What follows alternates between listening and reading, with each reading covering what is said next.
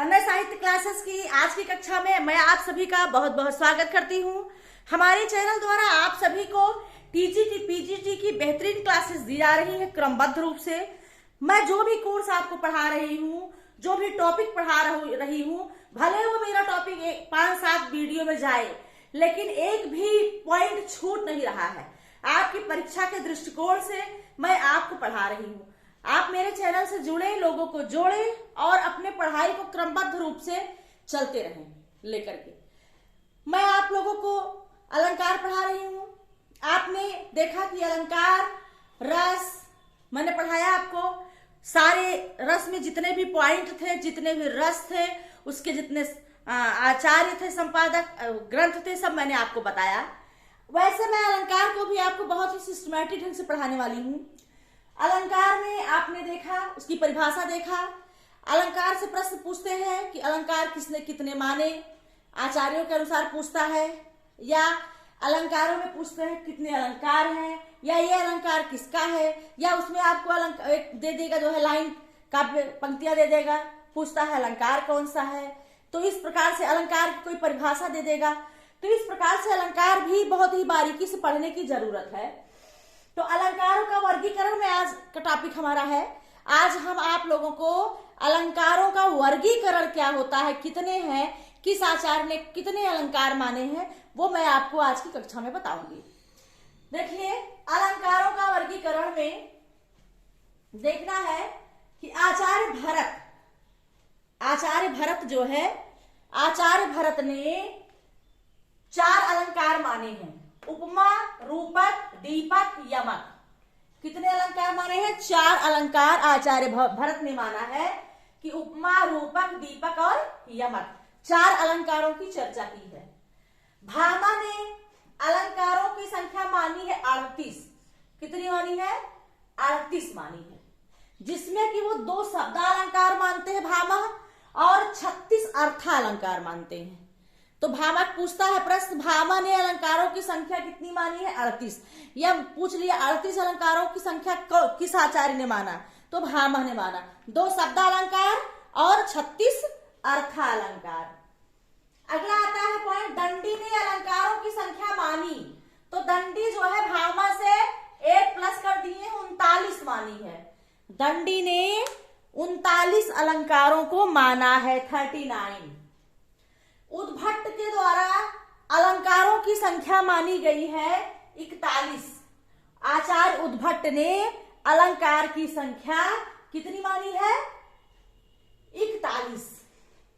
वामन गुण और दोष के संस्थापक आचार्य है, रीत के संस्थापक आचार्य है। वामन ने अलंकारों की संख्या 32 मानी है। कितनी मानी है? वामन ने 32 मानी है, उद्भट ने 41 मानी है, दंडी ने 39 मानी है, भामा ने 38 मानी है, 2 शब्दा में रखे हैं, और 36 अर्थालंकार में। तो वामन के द्वारा अलंकारों की संख्या कितनी मानी गई है? 32। आचार्य कुंतक ने अलंकारों की संख्या 20 मानी है। कितनी मानी है? 20। किसके द्वारा 20 है? कुंतक के द्वारा। 32 किसके द्वारा है? आचार्य वामन के द्वारा। आचार्य भोज ने अलंकारों की संख्या कुल 72 मानी। कितने अलंकार माने भोज?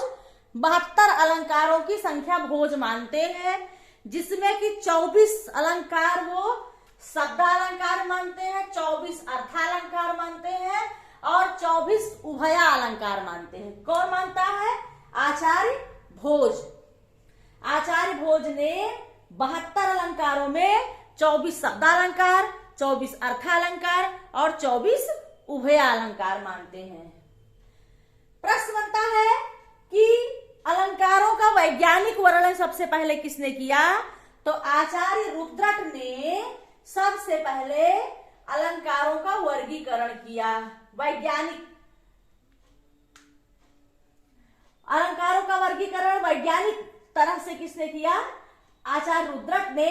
इन्होंने शब्दालंकार और अर्थालंकार 2 अलंकारों में बांटा है अलंकारों को। ठीक है, किसने?